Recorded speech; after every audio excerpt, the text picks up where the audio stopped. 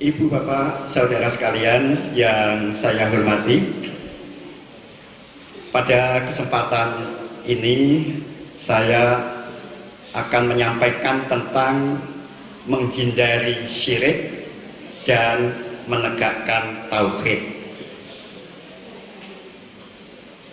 Hadirin yang saya hormati, janji pertama dari antara 10 janji kaum Ahmadi atau warga Ahmadiyah adalah selama hidup tidak akan berbuat dosa syirik. Ini janji pertama kita. Jadi setiap orang Ahmadiyah atau Ahmadi itu sudah berjanji bahwa selama hidup tidak akan melakukan dosa syirik. Kenapa ini menjadi janji yang pertama kali kita ikrarkan? Apa sih bahayanya syirik itu? Kok sampai kita berjanji untuk tidak akan mendekati, apalagi melakukan syirik gitu ya. Nah, perlu saya jelaskan bahwa di dalam agama kita itu ada dua hal yang sangat bertolak belakang. Yang satu harus kita hindari, yang satunya lagi harus kita pegang teguh. Apa itu? Yang pertama syirik. Syirik ini yang harus kita hindari selama hidup. Yang satunya lagi yang harus kita pegang teguh adalah tauhid, yaitu mengesahkan Allah. Jadi kalau boleh saya simpulkan bahwa syirik atau penyekutuan Allah itu lawan katanya tauhid atau pengesaan Allah. Perbuatan syirik paling dilarang oleh Allah. Sebaliknya penegakan tauhid paling ditekankan dan diperintahkan oleh Allah Subhanahu wa Ta'ala. Syirik yang biasa disebut juga menyembah atau beribadah kepada selain Allah ini dilarang. Mengapa? Karena perbuatan syirik itu bisa menjauhkan kita manusia, bahkan bisa membutakan kita dari Allah Subhanahu wa Ta'ala. Padahal kalau kita manusia itu jauh dari Allah dan tidak mengenal Allah, maka ini merupakan kerugian besar. Oleh karena itu, supaya kita tidak menanggung rugi dalam kehidupan ini, kita hindari syirik ini. Karena ini betul-betul menjadi penghalang ya, antara kita dengan Allah. Kemudian alasan yang kedua, syirik itu dilarang karena ini bertentangan dengan tujuan utama hidup kita. Kita manusia hidup atau dihidupkan oleh Allah Subhanahu wa Ta'ala. Itu tujuan utamanya adalah untuk mengenal, mengabdi dan dekat dengan Allah Subhanahu wa Ta'ala. Itu. Tetapi kalau kita melakukan syirik, kan tadi syirik itu menjauhkan gitu ya, maka perbuatan syirik ini justru bertentangan dengan tujuan utama hidup kita. Allah Subhanahu wa Ta'ala berfirman, "Faman kana yarju liqa rabbih falyamal amalan sholihan wala yusrik bi ibadati ahada." Maka barang siapa berharap bertemu dengan Tuhannya, hendaklah dia mengerjakan amal soleh dan tidak melakukan syirik dengan sesuatu pun dalam beribadah kepada Tuhannya. Quran surat Al-Kahfi surat nomor 18 ayat 110. Dari ayat ini jelas sekali. Jadi kalau kita ingin bertemu dengan Allah, ingin mengenal Allah, ingin dekat dengan Allah, maka yang perlu kita lakukan adalah beramal soleh. Yang kedua, menghindari syirik. Menghindari syirik. Karena ini merugikan. Sebaliknya, kalau kita itu bisa dekat dengan Allah, ini merupakan prestasi tertinggi dalam kehidupan kita. Karena kita bisa membayangkan, kalau kita itu bisa dekat dengan Allah, insya Allah apapun yang kita hadapi akan beres, karena mendapat dukungan dari Allah Subhanahu wa Ta'ala. Kalau kita dekat dengan orang tua saja, seakan-akan apa yang kita minta mesti diluluskan oleh orang tua itu. Apalagi kalau kita dekat dengan Allah Subhanahu wa Ta'ala, insya Allah kita tidak akan mengalami kesulitan dalam kehidupan ini. Seandainya kita menghadapi ujian dari Allah, Allah juga yang akan menguatkan hati kita untuk mengatasinya. Jadi ini bedanya syirik dengan tauhid. Selanjutnya mengenai macam-macam syirik. Ada sedikit perbedaan dalam pembagian macam-macam syirik. Hal ini mungkin karena adanya perbedaan sudut pandang dalam pengklasifikasian atau pengelompokan syirik. Ada yang menyebutkan syirik ada dua macam, yaitu pertama syirik besar, misalnya menyembah berhala, berdoa atau bermunajat kepada pohon keramat, pada kuburan dan sebagainya. Kedua, syirik kecil atau syirik tersembunyi, misalnya riya atau pamer. Jadi pamer atau riya ini di dalam hadis disebutkan, dikategorikan sebagai syirik, karena dengan riya ini akan menggugurkan buah atau pahala amal kebaikan kita.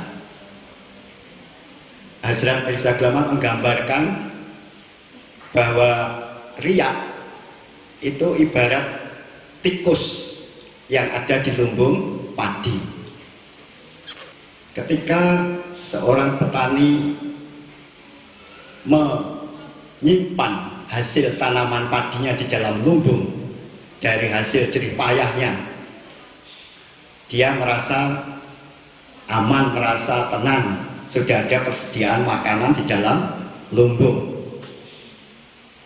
Tetapi tidak tahu bahwa di dalam lumbung itu ada tikus.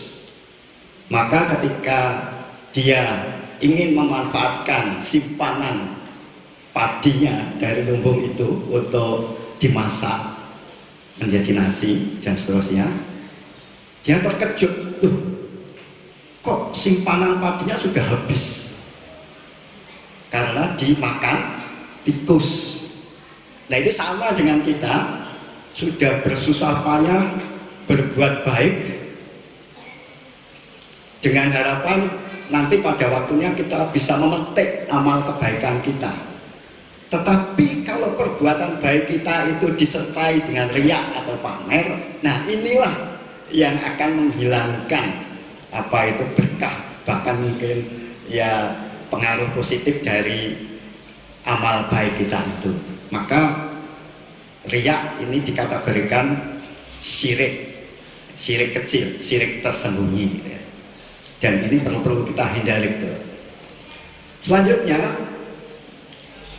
menurut Hazrat Mirza Ghulam Ahmad Mujadid abad ke-14 Hijriah, Masih dan Mahdi yang dijanjikan, syirik itu ada 3 macam. Jadi kalau tadi ada yang berpendapat 2 macam, ini 3 macam. Ya karena sudut pandangnya aja yang berbeda, maka kemudian pembagiannya berbeda. Itu sama dengan kalau ada orang sama-sama melihat sama-sama orang-orang buta ya, melihat gajah gitu. Yang satu itu karena itu megang ekornya, itu dikatakan gajah itu seperti apa? Ya gajah itu seperti ekor itu? Seperti tongkat atau apa. Yang satu lagi memegang telinganya, gajah itu seperti kipas dan seterusnya. Kok beda? Ya karena sudut pandangnya beda. Nah ini ya sama, pembagian syirik itu bisa beda, tetapi intinya nanti akan sama dan pengaruh dalam pengamalan kita juga sama.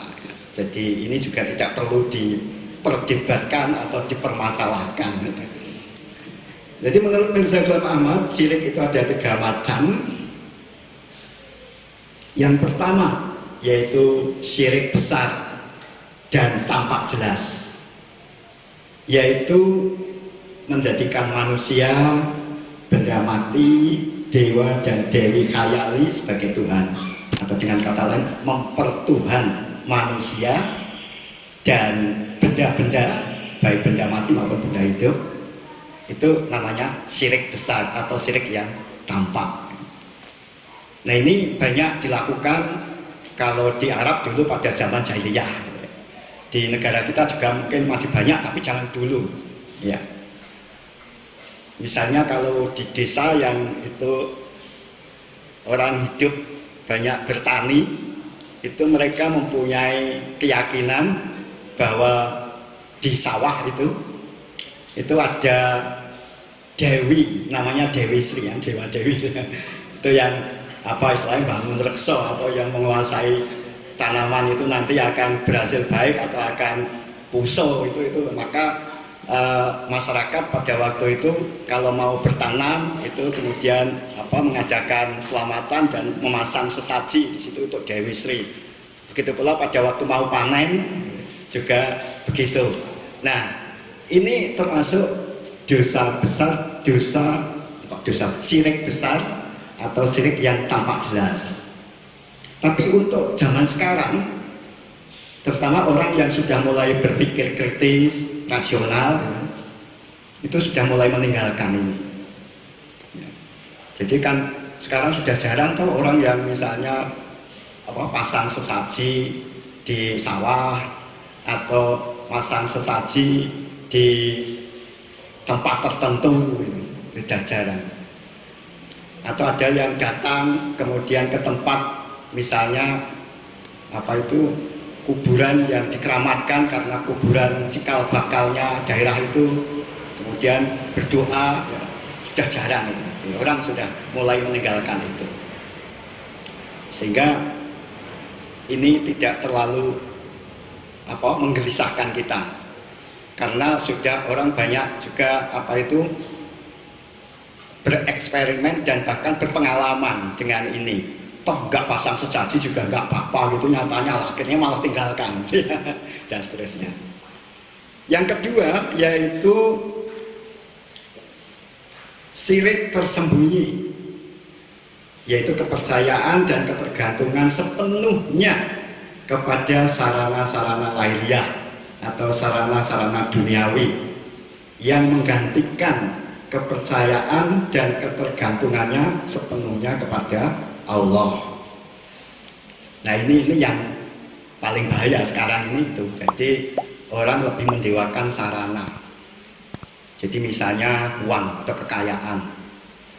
Pokoknya hidupnya ya golek kekayaan. Wah ini kan berarti hidupnya hanya untuk menghamba pada kekayaan. Karena punya keyakinan bahwa dengan uang, dengan kekayaan itu insya Allah semuanya beres. sakit ya bisa jadi sembuh karena uang, karena kalau nggak punya uang ya nggak bisa berobat, apalagi kalau obatnya mahal misalnya.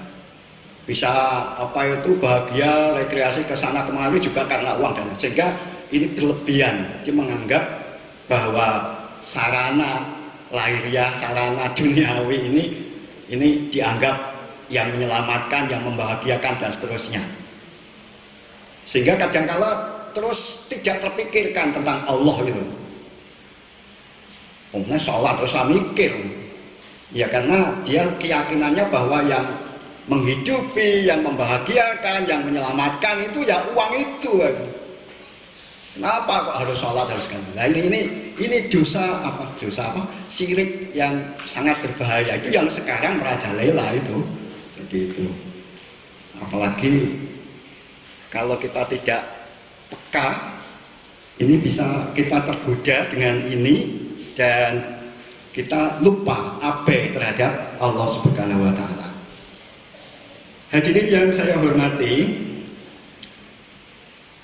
dan masih banyak lagi yaitu sarana lahiriah yang itu menjadi tempat bergantung kita bagi orang yang melakukan syirik nomor 2 ini, yaitu selain uang atau harta, yaitu bisa juga misalnya kekuasaan atau jabatan, kemudian fasilitas hidup yang lain, yang ini membuat kita betul-betul abai terhadap Allah Subhanahu wa taala dan tidak peduli pada agama Allah, baik dalam pengamalannya maupun penyiarannya.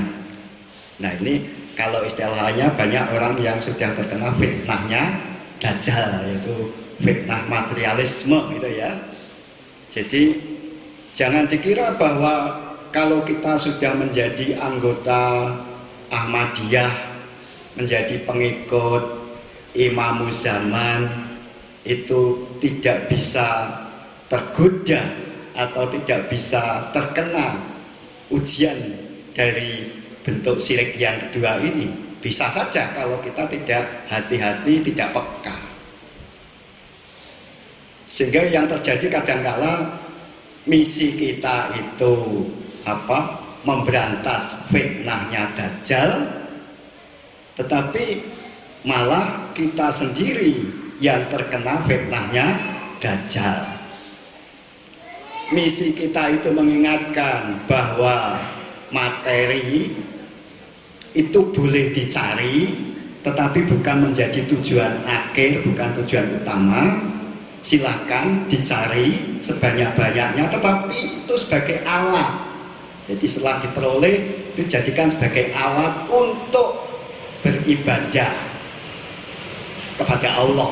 Jadi goalnya, tujuan akhirnya itu Allah gitu ya. Jadi hidup kita itu bagi orang yang bertauhid, yang mengesahkan Allah, itu selalu Allah sentris gitu. Jadi apa-apa Allah. Kita pergi bekerja niatnya karena Allah. Kita mencari ilmu niatnya karena Allah. Kita menjalankan sholat niatnya karena Allah. Ya, begitu. Kita berbisnis niatnya karena Allah, karena nanti setelah mendapat untung dari bisnisnya itu bisa digunakan sebagai bekal untuk beribadah. Misalnya untuk bayar zakat, untuk menunaikan haji, untuk sedekah, untuk menuntut ilmu dan sebagainya itu. Jadi ini syirik nomor 2 ini yang menurut Mirza Ghulam Ahmad ini syirik yang paling berbahaya, seperti bahayanya racun di dalam tubuh manusia. Maka dari itu ini yang kita ingatkan berkali-kali, jangan sampai kita terjebak dengan fasilitas duniawi, fasilitas lahiriah.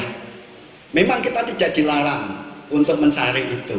Jadi mencari jabatan silakan, mencari uang silakan, tetapi setelah diperoleh itu sekali lagi bukan dipertuhan, ya. Bukan itu dianggap sebagai sumber keselamatan, sumber kebahagiaan, digunakan untuk modal ibadah. Dan yang memberikan keselamatan dan kebahagiaan kita adalah Allah Subhanahu wa Ta'ala. Ini namanya kita mengisahkan Allah.